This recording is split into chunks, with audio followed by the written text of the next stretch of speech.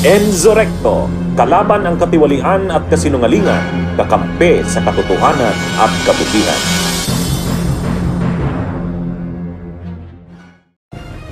Wherefore, foregoing considered, the license to own and possess firearms and firearms registration of Apollo Carrion Tibuloy are hereby revoked immediately.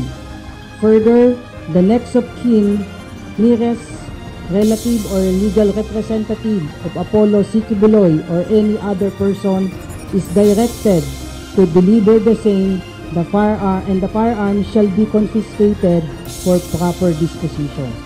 Tinanggalan na ng pribilehiyo ng Philippine National Police si Kingdom of Jesus Christ leader Apollo Tibuloy at co-accused na si Ingrid Canada na magmay-ari ng baril. Ito'y matapos na pirmahan ni PNP Chief Police General Romel Francisco Marbil ang 3 pahinang rekomendasyon ng Firearms and Explosives Office kaugnay sa revocation ng license to own and possess firearms at registration ng 19 na baril ni Kibuloy. Ganon din ang LTAP ng co-accused nito na si Ingrid Canada. Ayon kay PNP Public Information Office Chief Police Colonel Jean Fajardo, naging basehan ng revocation ang mga kinakaharap na kaso ni Kibuloy at Canada. Ang naging basihan po nito po ma'am ay yung pong Section 4G ng Republic Act 10591 na mas nakasaad po doon na ang section po na yon ay nagsasaad ng mga qualification po at mga requisite para ang isang individual po ay mabigyan po ng pribileyo na may-ari at mag-possess po ng firearms at magparehistro po ng baril. At malinaw po doon sa Section 4G po, nakalagay po doon na ang sinumang akusado sa isang kaso na ang imposable penalty po ay mahigit 2 taon ay hindi po pinapayagan na magkaroon po ng pag-aari at magparehistro po ng baril. Kaugnay nito, binibigyan lamang ng 6 na buwan ng PNP si Kibuloy, abogado nito at kaanak na isurrender sa PNP ang naturang mga armas. Sakali ani ang hindi ma-turn over sa pulisya ang naturang mga armas, maaari na itong maging subject ng police operation. Kung hindi po nila ito maibabalik po dahil considered loose firearms na rin po ito na category because na-cancel na po, na-revoke na po yung registration at saka license to own and possess firearms, meaning ito po ay mga considered na po na unregistered firearms under the purview of definition po ng loose firearms. So pag hindi po nila ito isinole at nakita po ito sa possession po ng sino man ay maaari po silang maharap sa kaso for illegal possession of firearms. Pinag-aaralan naman ng kampo ni Kibuloy ang paghahain ng motion for reconsideration. We might perhaps file a motion for reconsideration or other remedies that are available to us. Yun lang po. Kasi hindi ko naman po nakikita yung mga baril na yan, boss. Hindi ko nga alam kung saan na yan eh. O kasi hindi kami nakikita naman ni Pastor. They have the right to file an MR at tinanong po natin yan kanina sa mga abogado, but pending resolution of their MR po ay mananatili pong revoke po yung kanilang LTAP at firearms registration.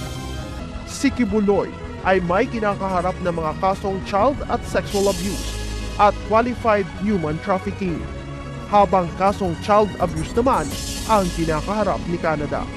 Binawi na ng Philippine National Police ang lisensya ng mga baril ni Kingdom of Jesus Christ founder at leader Pastor Apollo Kibuloy. Illegal na mga baril kaya't ipinasusuko na ito ng PNP sa loob ng 6 na buwan. 19 ang mga baril na may lisensya at nakapangalan kay Pastor Apollo Kibuloy. Mabusising sinuri ng PNP kung nararapat na nga bang bawiin ang lisensya matapos siyang sampahan ng patong-patong na kaso. At ngayong araw, inaprubahan na ni PNP Chief Police General Romel Marbil ang rekomendasyong bawiin ang lisensya ng mga ito. Simula ngayon, illegal na ang mga armas. In-affirm naman po ng legal service yung mga justification as mentioned in the resolution issued by the Firearms and Explosive Office. Particularly po sir, yung provisions po ng RA 10591, particularly yung Section 4, Paragraph G, as well as yun po sa revise in IRR po ng 10591, doon po sa Section 26.1.5, pertaining po doon sa legal disability ng isang individual or judicial entity na po pwede pong ma-revoke yung kanilang license to own and possess firearms as well as yung registration po ng kanilang baril. May agam-agam naman ang kampo ni Kibuloy makakapagpalabas ng panibagong search warrant ngayon ng PNP upang magamit sa pagsalakay sa mga bahay na pag-aari ni Kibuloy. Git nila, hindi pa maaaring bawiin ang lisensya ni Kibuloy dahil hindi pa naman napatutunayan ang mga kasong inihain laban dito. In this case, Pastor Apollo Kibuloy is still charged with an offense. And the charge is even under question. The probable cause is even questioned before the DOJ because of our filing of a motion for reconsideration from the finding of probable cause against him. So, ang request lamang po sana natin ay pag-aralan ito ng mabuti po ng Chief PNP.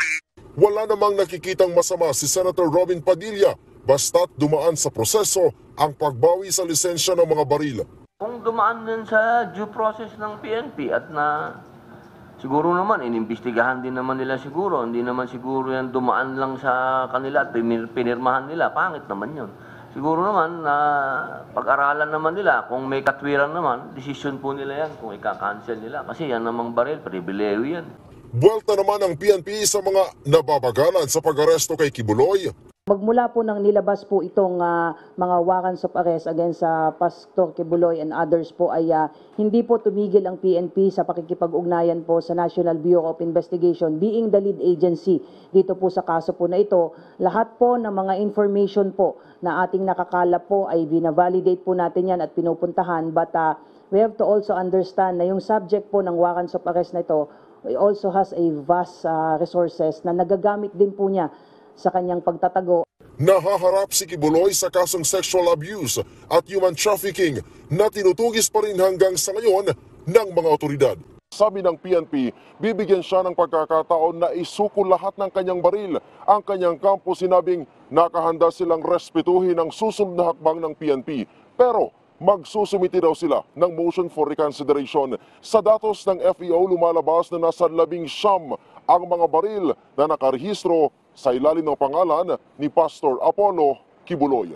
The Philippine National Police PNP has taken action against Kingdom of Jesus Christ leader Apollo Kibuloy, revoking its license to own and possess firearms and as well as firearms registration. PNP Public Information Office Police Colonel Jean Pardo announced that PNP Chief Police General Romel Francisco Marbil has given his approval to the recommendation made by the Firearms and Explosives Office, FEO. According to Colonel Fajardo, the FEO's recommendation is grounded in the provisions outlined in Section 4G of Republic Act 10591, also known as the Comprehensive Firearms and Ammunition Regulations Act. Kibuloy's camp has been granted a 6-month period to surrender the firearms to the PNP. However, failure to comply with this directive could result in the PNP initiating police operations to confiscate Kibuloy's firearms. Bunyog, bunyog, halikan na kasama ka. Bunyog, kapag buklod ay may pag-asa. Luzon, Visayas, Mindanao, isa ang pananaw. Sa bagong Pilipinas ang bunyog isisigaw.